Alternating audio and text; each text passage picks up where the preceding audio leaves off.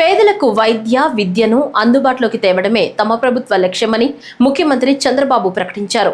తమ ప్రభుత్వం 10 వైద్య కళాశాలల నిర్మాణం ప్రభుత్వ ప్రైవేట్ భాగస్వామ్యం విధానంలో చేపట్టడం వల్ల జగన్ ప్రభుత్వం ఇస్తామన్న దానికంటే పేద విద్యార్థులకు అదనంగా 110 సీట్లు అందుబాటులోకి వస్తాయని తెలిపారు.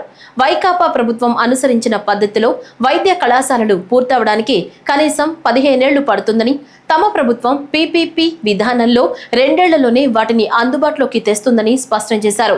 వైద్య కళాశాలల్ని ప్రైవేట్ పరం చేస్తున్నారంటూ వైకాపా నాయకులు తప్పుడు ప్రచారం చేస్తున్నారని మండిపడ్డారు. పీపీపీ అంటే ప్రైవేట్ పరం చేయడం కాదని, ప్రైవేట్ భాగస్వామ్యంతో ప్రజలకు మరింత మెరుగైన సేవలు అందించేందుకు అనుసరించే విధానమని వివరించారు. 33 సంవత్సరాల తర్వాత ఆ వైద్య కళాశాలలన్నీ మళ్లీ పూర్తిగా ప్రభుత్వం చేతికే వస్తాయని చెప్పారు. ఈ సందర్భంగా ప్రత్యేక ప్రెజెంటేషన్ ద్వారా పలు అంశాల ప్రెజెంటేషన్ ఇచ్చారు. ఇక్కడ ఇది overview medical college seats in Andhra Pradesh. 95-96లో 6 కాలేజీలు ఉన్నాయి. 2004కు వచ్చినప్పుడు నేను ముఖ్యమంత్రి అయినప్పుడు 8 కాలేజీలు కొత్తగా తీసుకొచ్చాం. ఇక్కడ తెలంగాణలో తీసుకొచ్చాం.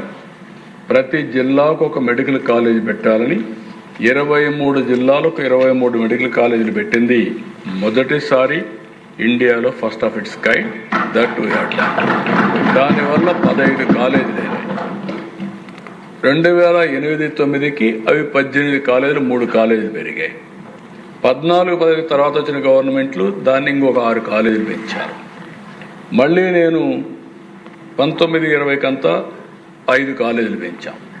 24-25కి అవి 36 కాలేజీలు అయినాయి. ఇప్పుడు మొత్తం కలిసి 38 కాలేజీలు వచ్చే పరిస్థితి వచ్చింది. Government 18, private 18, all India institute medical science 1, గీతం 1. ఈ 36 కాకుండా 2 ఆల్ ఇండియా ఇన్స్టిట్యూట్ 1, గీతం 1 డీమ్డ్ యూనివర్సిటీ, మొత్తం కలిసి రాష్ట్రంలో 38 ఉన్నాయి.